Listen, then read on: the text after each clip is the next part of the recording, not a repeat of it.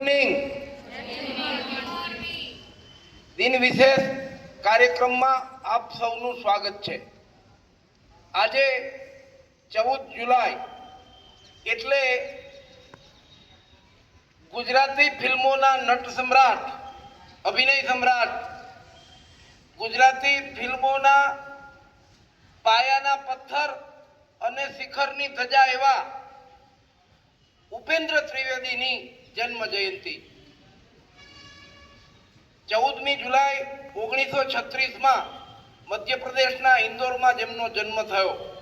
मूळ गुजराती हता पण एमना पिताजी काम अर्थे इंदौर में जईने वसेला के जे एक मिल कामदार तरीके काम करता हता।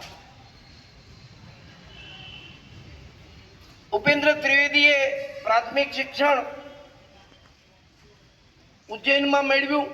ત્યાર પછી ઉચ્ચ શિક્ષણ મેળવવા માટે મુંબઈમાં આવ્યા।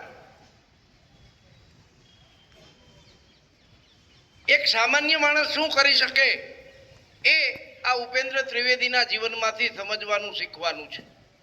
મુંબઈમાં આવ્યા પછી કોલેજની ફી ભરવા માટે ફૂકા બનાવવાની ફેક્ટરીમાં કામ કર્યું, છત્રી બનાવવાની ફેક્ટરીમાં કામ કર્યું, એક કુલી તરીકે કામ કર્યું અને એ રીતે એ મુંબઈમાં સેટ થવાનો પ્રયત્ન કરતા હતા।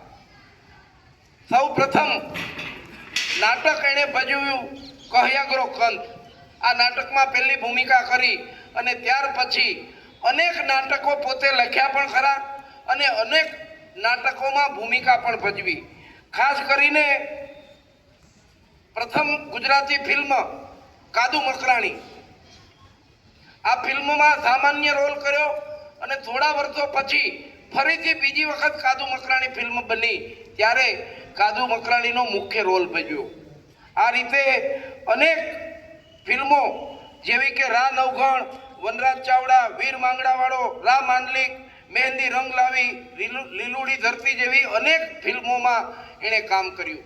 ખાસ મજાની વાત એ છે કે માનવીની ભવાઈ નવલકથા પન્નાલાલ પટેલની, જેનું મુખ્ય પાત્ર કાળુ, આ ગુજરાતી ફિલ્મમાં એણે એ મુખ્ય પાત્ર કાળુનું ભજવીને પોતાના અભિનયનો પરિચય લોકોને કરાવ્યો। આ ઉપરાંત મનુભાઈ પંચોળીની નવલકથા ઝેર તો પીધા જાણી જાણી, આ નવલકથા ઉપર પણ એણે ફિલ્મ બનાવી, મુખ્ય પાત્રમાં એણે પોતાએ કામ કર્યું અને સાથે સાથે એક બહુ મજાની ફિલ્મ જેસલ તોરલ કે જેમાં એણે બારવટિયાની ભૂમિકા ભજવી, જેસલ બારવટિયાની, અને એમાં ગવાયેલું ગીત આજે પણ લોકમુખે પાપ તારું પ્રકાશ જાડેજા, ધર્મ તારો સંભાળ।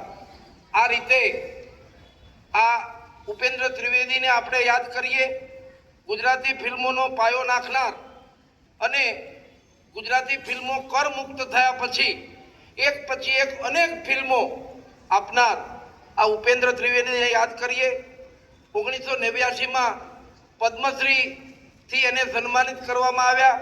આ ઉપરાંત પંડિત ઓમકાર એવોર્ડ કે જે રાષ્ટ્રીય એવોર્ડ છે એ પણ એને પ્રાપ્ત થયો।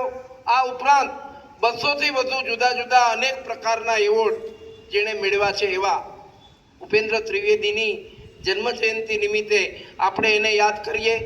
એક જમાનો હતો ગુજરાતી ફિલ્મોનો, તમને એ જમાનાનો લાભ મળ્યો નથી। અમે જ્યારે તમારી ઉંમરમાં કોલેજમાં ભણતા હતા ત્યારે એક પછી એક આવી અદ્ભુત ગુજરાતી ફિલ્મો આવતી। કર મુક્ત હોવાને લઈને ટોકીજમાં એનો દર પણ ઓછો હોય, ટિકિટનો દર, એટલે ઓછા પૈસામાં ફિલ્મ જોઈ શકાતી હતી। અને એ રીતે આ ઉપેન્દ્ર ત્રિવેદીએ ખાસ કરીને ગુજરાતી સંસ્કૃતિ અને સભ્યતા, સમાજ વ્યવસ્થાનો ઊંડો અભ્યાસ કરીને, અનેક પુસ્તકો વાંચીને, અનેક પ્રકારના સંશોધનો કરીને એના આધારે જુદા જુદા અનેક પ્રકારના રોલ ભજવીને ગુજરાતી ફિલ્મોમાં કામ કર્યું છે। એ સમયે એમની હિરોઈન તરીકે સ્નેહલતાએ પણ એમની સાથે ઘણા ફિલ્મો કર્યા છે। ખાસ કરીને એવું કહેવાય ઉપેન્દ્રભાઈ વિશે કે જે રોલ ભજવાનો હોય, રા નવઘણનો રોલ ભજવવાનો હોય તો એ દિવસો સુધી એક પ્રકારનું તપ કરે, ઉપાસના કરે જે પાત્ર ભજવવાનું હોય ઈ, અને એ પાત્ર જાણે એના પણમાં આવી ગયું હોય એ પ્રકારે એ આ અભિનય સમ્રાટ એ અભિનય કરતા.